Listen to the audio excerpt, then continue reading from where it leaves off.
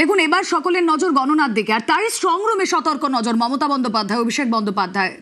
কালীঘাটের বাড়িতে মমতা অভিষেক বৈঠক, রাজ্যের সবকটি স্ট্রং রুম নিয়ে রিপোর্ট। গণনার দিনে দলের রণকৌশল নিয়েও কথা। আগামীকাল কাউন্টিং এজেন্টদের বৈঠকে অভিষেক। সার্বিকভাবে জানবো যে এই বৈঠক, সেই বৈঠকের কি নির্যাস, গণনার দিনের জন্য তাদের কি কি ফোকাল পয়েন্ট, কথা বলবো। আবির ঘোষাল রয়েছেন সঙ্গে। আবির,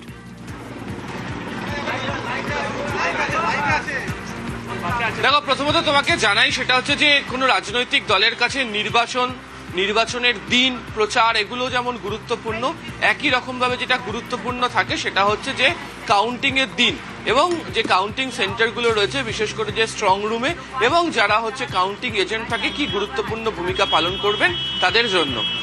এই নির্বাচনের সময় একদম প্রচারের প্রথম সময় থেকেই মমতা বন্দ্যোপাধ্যায় তিনি বারবার ধরে উল্লেখ করেছিলেন যে কাউন্টিং এর সময় কোনো একটা গোলমাল করা হতে পারে, একটা আশঙ্কার কথা তার মুখ থেকে শুনতে পাওয়া গিয়েছিল।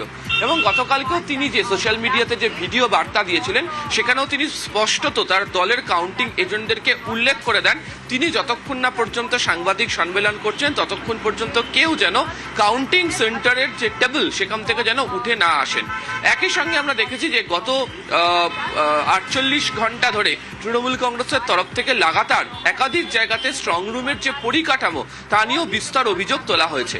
বহু ক্ষেত্রে দাঁড়িয়ে নির্বাচন কমিশনের তরফ থেকে উল্লেখ করা হচ্ছে যে তারা যথাযথ নিরাপত্তা রেখেছে, কোথাও কোনো ধরনের অসুবিধা নেই, যে অভিযোগ করা হচ্ছে সেই অভিযোগ ভিত্তিহীন, কিন্তু এটাকে কার্যত মানতে রাজি নয় তৃণমূল। সে কারণেই তারা সতর্কতা হিসাবে একদম সারা দিন জুড়ে একাধিক ধরনের শিফট তৈরি করে সেখানে দলের যারা কর্মীরা রয়েছেন, কোথাও গিয়ে প্রার্থীরা রয়েছেন, কোথাও গিয়ে যারা কাউন্টিং এজেন্টরা রয়েছেন, তারা বারবার ধরে এই স্ট্রং রুমকে তারা পাহারা দিতে শুরু করে দিয়েছেন এবং সে ছবিও বিভিন্ন জায়গা থেকে উঠে আসছে।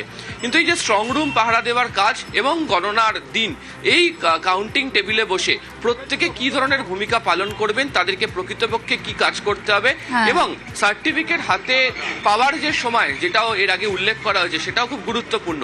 এই যাবতীয় বিষয় নিয়েই দুজনের মধ্যে বৈঠক এবং রাজ্য জুড়ে কি কাজ এই কাজটি করবে সেটি তো আগামীকাল ভার্চুয়াল বৈঠক অভিষেক বলবেন। সার্বিকভাবে যে রিপোর্ট নির্বাচন সংক্রান্ত তা নিয়েই আজকে কালীঘাটে মমতা বন্দ্যোপাধ্যায়, অভিষেক বন্দ্যোপাধ্যায়ের মধ্যে বৈঠক চলছে, এমনটাই সূত্রের খবর। বেশ, আমাদের কর্মীদের এবং মানুষকে সাথে থাকতে, যাতে কাউন্টিং এ সবাই সমানভাবে আজ থেকে পাহারা দেয়। যেখানে স্টোর করা হয়েছে সেখান থেকে যখন কাউন্টিং হলে নিয়ে যাবে তখন কিন্তু মেশিন বদলে দেওয়ার সম্ভাবনা ওরা প্ল্যান করেছে। সুতরাং নজর রাখতে হবে যাতে কোনো রকম নেগলিজেন্স না হয়।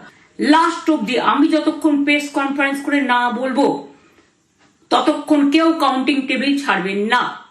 এবং মনে রাখবেন যে টেবিলে যেটা কাউন্ট হয় তারপরে ওরা কম্পিউটারে আপলোড করার সময় সেটাকে চেঞ্জ করে দেয়, মানে আমাদেরটা দিয়ে দেয় বিজেপিকে, বিজেপিটা দিয়ে দেয় আমাদের। সেদিকেও নজর দিন, সতর্ক থাকুন।